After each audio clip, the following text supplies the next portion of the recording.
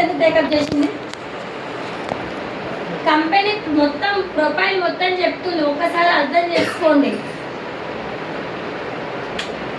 వాళ్ళకి ఎప్పుడు ఫోకస్ ఏ మీద ఉంటుంది, నేను చదవాలి, జాబ్ చేయాలి, మంచి జాబ్ వస్తే నా లైఫ్ సెటిల్ అవుతుంది. అదే ఉంటుందా ఇంకేమైనా ఉంటుంది? మన పిల్లలను ఎందుకు చదివిస్తున్నా? దానికోసమే కదా. మరి స్టూడెంట్ టేకప్ చేసిన లీడర్స్ ఇక్కడ. నేను ఒక చిన్న మాట అడుగుతాను, ఎందుకు వచ్చింది ఇక్కడికి? దేనికోసం వచ్చిర్రు? ప్రెస్టేజ్కి ఇక్కడికి మీటింగ్ ఏంటంటే వచ్చింది. క్లారిటీ కావాలా, పైసలు కావాలా? క్లారిటీ కావాలి. క్లారిటీ వస్తేనే పైసలు వస్తాయి. క్లారిటీ లేకపోతే మనం ఎంత తలకింద తపస్సు చేసినా ఈ బిజినెస్ మనకు అర్థం కాదు ఫస్ట్ ఆఫ్ ఆల్. కాబట్టి మైండ్ ఇక్కడే పెట్టండి. ఒక గంట బాగుంటుంది. మైండ్ ఇక్కడ పెడితే మనకి ఏంటి, మన లైఫ్ ఎక్కడ ఉంది, మనం ఏం చేస్తున్నాం, ఇక్కడ ఏం చేయాలనేది క్లారిటీ వస్తుంది. ఓకేనా? రెడీ ఉండరా? మటన్ చికెన్ మీద ఉందా?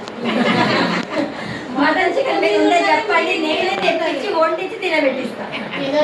దాని మీద కూడా ఉంటుంది, దీని మీద కూడా ఉంటుంది, అన్నీ చూడాలి. లైఫ్ సెటిల్ అయితే మటన్ చికెన్ డైలీ తిను. పైసలు ఉంటే రోజు తినొచ్చు మటన్ చికెన్. వచ్చే 20,000, 30,000, 40,000 జీతంలో రోజు తినగలుగుతున్నామా? లేదు. వచ్చేసరికి రెంటు, అక్కడ స్కూల్ ఫీజు వస్తున్నాయా వస్తలేవా? వస్తున్నాయి కదా. Good morning. నన్ను చూసిన వాళ్ళు ఎంతమంది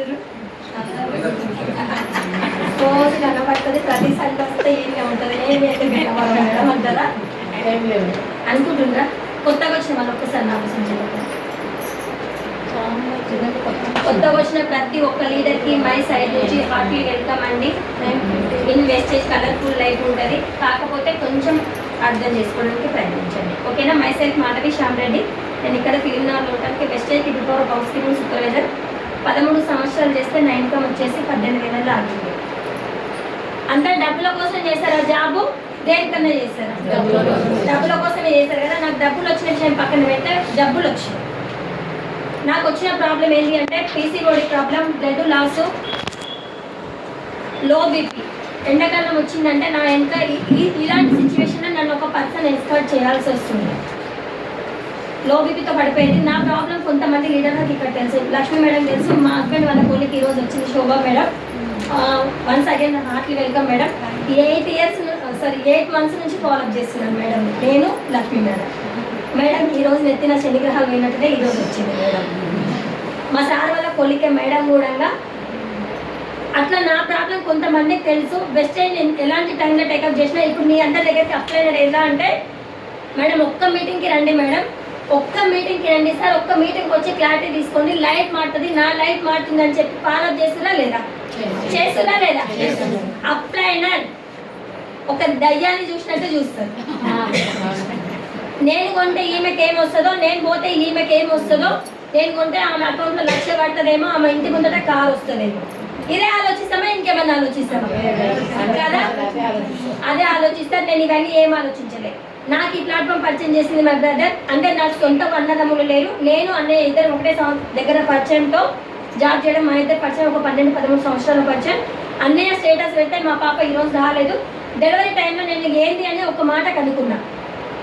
అంతకుముందు నా దగ్గర చేసి హౌస్ కీపింగ్ లేడీ పెడితే నేను పట్టించుకోలేదు. అన్నయ్య ఎప్పుడైతే స్టేటస్ పెట్టిందో పెద్ద ఆపరేషన్ 45 రోజులు. నాకు చిన్నప్పటి నుంచి మైండ్ సెట్ ఏంటంటే ఒకరి మీద ఇన్కమ్ మీద డిపెండ్ అయ్యి ఉండొద్దు. నా ఇన్కమ్ నేను సంపాదించుకోవాలి, నేను ఖర్చు పెట్టుకోవడానికి నాకు రైట్స్ ఉంటాయని చెప్పి నా మైండ్ సెట్. అమ్మ నాన్నకి పెద్ద కూతుర్ని, మాకు మగపిల్లలు ఎవరు లేరు తోడున. నా మైండ్ సెట్ అది. నేను ఏమనుకున్నానంటే నేను మంచిగా చదువుకుంటే మంచి జాబ్ వస్తుంది, మంచి జాబ్ వస్తే మంచి భర్త వస్తుంది. ఇప్పుడు మా హస్బెండ్ మంచోడని కాదు, మా హస్బెండ్ కూడా చాలా మంచోడు, తప్పుగా తీసుకోవద్దు. అలాంటి మైండ్ సెట్. కానీ ఆడపిల్లలు ఇంట్లో పెరిగి ఉంటే ఉంటారు, అలాంటి ఛాన్స్ మనకి ఉండదు కదా. నన్ను కూడా మా సార్కి ఇచ్చి పెళ్లి చేస్తే మా సార్ వచ్చేసరికి ఇక్కడ 11,800తో స్టార్ట్ అయింది మా సార్ ఇన్కమ్. సరిపోతుంది హైదరాబాద్లో ఫ్యామిలీకి? సరిపోదు కదా. చిన్నగా మా సార్ని ఒప్పించుకొని నేను కూడా బయట జాబ్కి వెళ్ళడం జరిగింది. జాబ్కి వెళ్తే నాకు వచ్చిన ప్రాబ్లం పీసీఓడి ప్రాబ్లం, బ్లడ్ తక్కువ అవ్వడం, లో బీపీ క్రియేట్ అయ్యింది. ఈ స్టేజ్ ఎలాంటి టైంలో టేకప్ చేసిన అంటే 45 రోజులు మంచం మీదకించి కిందికి దిగే పొజిషన్ అది కాదు. అన్నయ్య ఏదో పెట్టిండు, ఏదో చేస్తుండు, నేను కూడా చెయ్యాలి అని అన్నయ్యకి అడిగితే అన్నయ్య చెప్పిండు, చెల్లి నీకు మంచిగా సూటబుల్ అవుతావు, నువ్వు చేయగలుగుతావు, నీకు టాలెంట్స్ ఉన్నాయి, స్కిల్స్ ఉన్నాయి, ఏ వర్క్ ఇచ్చినా నువ్వు నో అనకుండా చేస్తావు, ఎంత కష్టమైనా ఇష్టంగా చేస్తావు, నువ్వు చేసుకొని సెట్ అవుతుందని చెప్పాడు. సొంత వాళ్ళు చెప్తే వింటామా? వినం కదా. అన్నయ్య చెప్పింది నాకు ఇంకొక మాట ఎక్కడ నుంచి ఏంటి అంటే, ఆధార్ కార్డు పెట్టు నీ ఫోన్కి ఒక ఓటీపీ వస్తుంది అని చెప్పాడు.